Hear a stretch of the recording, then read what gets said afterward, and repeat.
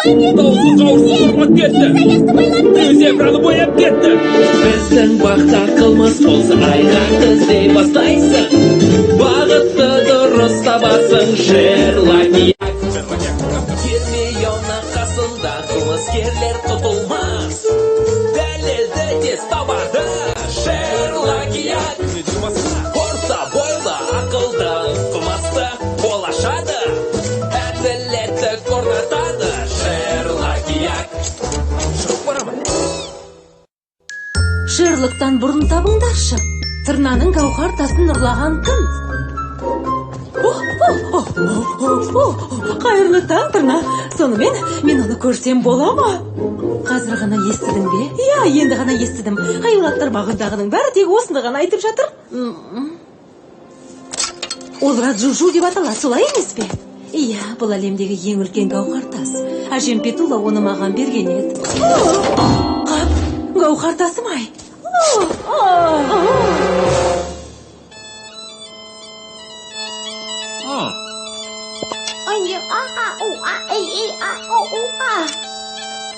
Не болып қалды? Тәтем Бабеттидің келетінін ескертейін деп едім. Ол сенің мазаңды алмай ма? Мүлде олай емес. Менің тәтелерге еш қарсылығым жоқ, келсе келе берсін. Онда жақсы. Бірақ ескертіп қояйын. Бабетти тәтем сенің нағыз жанкүйерің. Рас па? Ол жағын естіледі екен. Сен оның арманындағы өгізсің, және оның саған тұрмысқа шыққысы келеді. Сенің қасыңнан бір елі ажырамауы мүмкін. Уайымдама, Гермиона. Мен одан да күшті сезімдерге тойтарыс беруді үйренгенмін.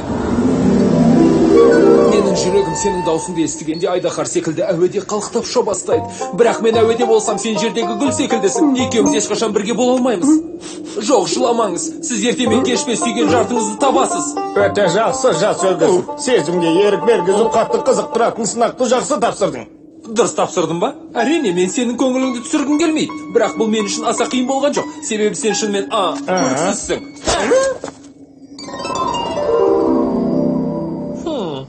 Сөйтіп сенің тәтең Бабетти қашан келеді? Не ғой? Қазір. Қайырлы таң. Қайырлы таң, Бабетти. Бірнеше апта бойы мен сені қиялдап келем. Мына мүйіздерің өзіңе жақсы жарасады, сондай сымбаттысың. Жүрегім қуанғаннан алып ұшып тұр. Менікі де. Шерлок. Жоқ, тұра тұр. Сен түсінбедің. Менің жүрегім жердегі гүл сияқты. Бұл дегеніміз екеуміз мүлдем сай емеспіз. Екеуміз бір-бірімізге қатты ұқсаймыз. Мен бұған сенімдімін. Сенің өмірлік серігім болғаныңды қалаймын. Сен мендік боласың. Бұл не масқара, бірақ бұл мүмкін емес. Өтінемін, кідіре тұршы. Як ханым тыңдап тұр. Иә? Көз ашып жұмғанша сонда жетеміз. Ол шығып барады. Шұғыл жағдай, Тырна өзінің Раджужу бойынша мәселе туындағанын айтты. Кеттік тәттім менің. Мен оны дәл осы жерге қойғам, бірақ ол жоғалып кетті. Бұл темір сандық кез келген ұрыға қарсы кепілдендірілген. Естідің бе? Кішкентай тәттім, бұл сондай құпия. Бабетти тәте, бізге жұмыс істеуге мұрсат берші. Жарайды. Аузыма құлып салып қойдым. Шынында да құпия екен. Мұна темір сандық бұзылмаған. Ей, сен мұнаны көрдің бе? Ішінде біраз жыртықтың бір түрі болған секілді. Бұл су ғой. Бағанынан айтшы, қымбатты Тырна. Сенің баға жетпес Раджужуыңды кім алуы мүмкін? Негізі менің гауһарымды көруге асыл тастарды ұнататын 3 жануар келген. Кімдер олар? Пингвин ханым, 8 аяқ және тасбақа. Тамаша, рахмет. Менің сұлы қосылған бәлшім сондай дәмді, солай емес пе? Кешір, Шерлок. Тәтенің сені бұлай қатты жақсы көретінін білмеппін. Уайымдама, Гермиона. Оның көңілін басқа жаққа аударудың тәсілін табармын. Үйіне бірнеше бөлме салып жатқан шығарсың деп ойлаймын, бал шекерім. Не үшін салуым керек? Себебі мен сенің үйіне көшіп келем. Үлкен гитарамен қоса барлық заттарымды көшіріп келем. Мен сенің жүрегіңе жара салғым келмейді. Бірақ менің жүрегім басқаны қалайды. Сонда ол қандай жануар? Мұны білуім керек. Иә, ол тарбаған. Иә, дұрыс, солай. Өте жақсы, мен қазір не істеу керектігін білем. Порттың бөлігі. Сау болыңыз, ханым. Біреудің не үшін Раджужуды ұрлағысы келгенін түсінетін сияқтымын. Себебі ол тас көздің жауын алады. Не ішкілерің келеді? Сусын болса өтінем. Талшын шәрбәті, қиын емес. Сенің қолыңның бәрі де келеді. Мейрамханада жұмыс істесең, бір аяғың онда, екінші аяғың анда болу керек. Кешіріңіз, бір-екі түйір мұз салсам бола ма? Мұз ба? Неге болмасын?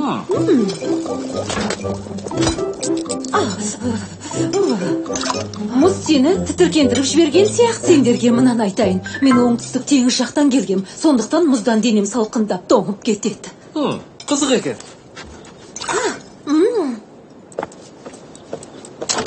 Алақай, майлы сорпам менің. Бәрі бітті. Мен бәрін анықтадым. Нені меңзеп тұрсыз? Сарбағанмен барып сөйлесіп келдім. Ол шын мәнісінде сені ұнатпайтынын айтты. Сондықтан сенің жүрегіңдегі оған деген орынға мен ие болам. Қане кетті қып-қызыл иісі аңқыған алмам менің.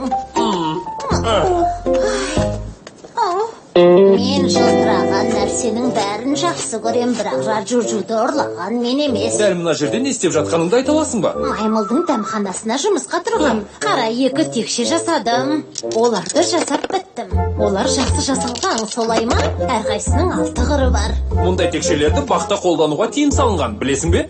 Әрине. 3 карта ойынын ойнақыларың келмей ме? Неге ойнамасқа? Мен 3 карта ойын жақсы көрем.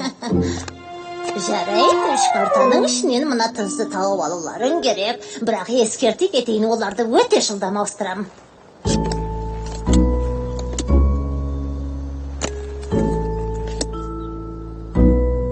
Сонымен мыналардың ішінен тұзды тауып беріңдер. Иә, мына жерде. Сен оны тіпті қойғамадың да. Жаңа ойыншылардың жолы болды. Осыдан кейін маған салат жапырағымен мұз араластырып ішуге тура келеді. Қызым, сен расымен де мұзды ерекше жақсы көреді екенсің. Мұзсыз салат жапырағы сауытсыз тасымен тең. Онда жақсы. Сонымен тергеу жұмысы аяқталып қалды ма? Білмедім, бірақ ұзаққа созылмауы тиіс. Үйлену тойымызда шашыңның ортасынан бөлініп 2 жаққа қайырылғанын қалаймын. Гермиона, өтініш, менен ары алып кетші. Әйтпесе оған қосқан сен деп өзімді кінәлап өтермін. Ал смокингтің қарапайым болған дұрыс. Құйрық жағы сары жолақты, көргін түсті, ал түймелері алтын түстес болуы керек. Бабек Титаки, мен сізге шындықты ашып айтпадым. Рас па? Шарлық мен айтқандай жақсы емес. Оның кемшіліктері көп. Ондай кемшіліктер бәрінде де бар. Оның ойлаған тек ақша, өзімшіл айлакер. Ал түнде ол желдеткіш сияқты қатты қорылдайды. Ал бәрінен де сорақысы, аяқтардан өте жаман иіс шығады. Рас па? Ол сондай ма? Жақсы, мен ойланайын. Сен оны расымен алысқа ұзатып жібердің бе? Не қалайтыныңды білуің керек.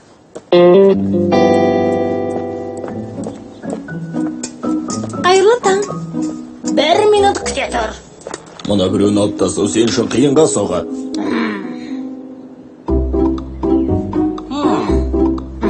Айтпақшы, соңғы жасаған 1 түйір мұзымның қалай шыққанын айтпадың. Шынымды айтсам, бұл өткен аптадағыдан да өте әдемі шығыпты. Өте тығыз. Шахмат. Сен мен ойнағанда жеңіліп қалам. Менің кеткенім дұрыс шығар. Пингвин ханым, тырнаның гауһартасын жоғалтып алғанын білесіз бе? Иә, ол жағын естідім, бірақ гауһартасты мен ұрламадым. Мына мұздар қандай қызық өзі. Иә, өздерің білетіндей бұл менің сүйіктісім. Мына түйірлерді үлкеннен бастап кішісіне дейін жасай аласыз. Кішкентайларым біле. Кішкентай немесе үлкен, ол не дегенің тағы? Қайсысы болмасын, бәрі түбінде еріп кетеді. Өте дұрыс. Гермиона, қылмыскердің кім екен, және тергеу жұмысының қалай аяқталатынын да білемін. Ал сен қалай ойлайсың, жас детектив? Егер мұқият назар аударсаң, қылмыстың бетін ашқаның анық. Қане, қайталап өтелік. Темір сандықтан біреу тырнаның гауһартасын ұрлап кетті. Сандықты ашқанда ішінде аздаған судан басқа ештеңе болмады. Асыл тастарды жақсы көретіндердің қайсысының ісі екен? Тасбақа, сегіз аяқ па, әлде пингвин ханым ба? Сонымен қылмыскер кім?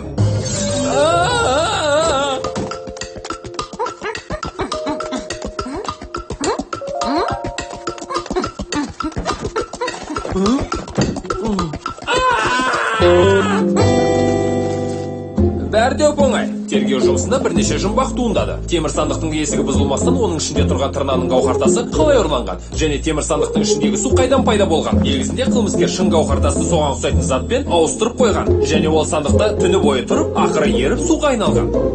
Сол себепті ұры нағыз гауһартасты қараңғы түскенде ешкімге байқатпастан алып кеткен. Тасбақа, сен жақсы қашайсың, бірақ тырнаның көз алдындағы заты тез арада ұрлайтындай жылдам емессің. Солай емес пе? Жылдам емессің деп нені меңзеп тұрсың? Сегізаяқ, сен жылдамсың, бірақ мұзды ұстап тұра алмайсың. Білем, бір түйір мұзды нағыз гауһартасқа ұқсатып қашай аласың ба? Шын мәнісінде қылмыскер мұзбен жақсы жұмыс істей алатын тамаша кескіндеуші. Сонымен қатар ол біреуге байқатпастан заттарды тез ұрлай алады. Солай емес пе, пингвин ханым? Себебі қылмыскер сенсің. Сен тырнаның үйіне Раджуджудың көшірмесін алып барғансың. Сен асқан ақылдылықпен қонақтардың барлығының назарын басқа жаққа аударып, сол сәтте гауһартастың орнына соған ұқсас затты қойғансың. Содан кейін үйіңе кеттің, ал жалған гауһартас еріп суға айналып кеткен. Керемет таптың менің ақылдым, менің ең сүйкімді детективім. Я, мойындаймын. Бұл менің ісім. Раджуджудың әсемдігі менің көзімді жаулап алды. Тырна ханымға оны қайтарып беруге сөз беремісің? Я. Сені мақтан тұтуға болады, бірақ саған жаза қолдануға тиіспін. Сонымен оларды бітірдің бе? Бұлар маған келесі кешімде ауадай қажет, сәнде. Барлық осында 1865 түйір мұз. Ғажап екен. Ертеңге тағы да осындай үш ішке тапсырыс беріп қалуым мүмкін. Мен бұл жөнінде түнімен ұзақ ойландым және бір шешімге келдім. Түсінемісің, сенің жағымсыз кемшіліктеріңе тіпті сасыған аяғыма қарамастан, сенімен өмірімнің соңына дейін бірге тұруға бел будым. Түсіндім.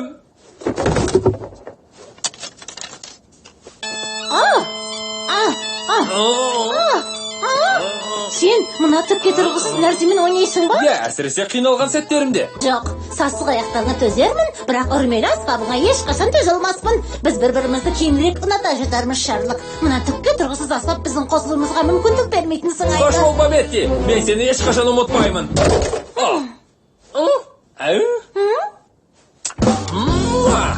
Ой, мен сені сондай жақсы көремін, аспабым менің. Балапан телеарнасының тапсырысы бойынша аударылып дыбысталған. Редакторлары Бақыт Күләбышева, Мөлдір Мырзабекова. Аудармашылар Ұлдана Әлімбекова, Индира Әбілқасымова. Дыбыстағандар Мәжит Асан, Жәнібек Жақып, Жазира Асан. Дубляждың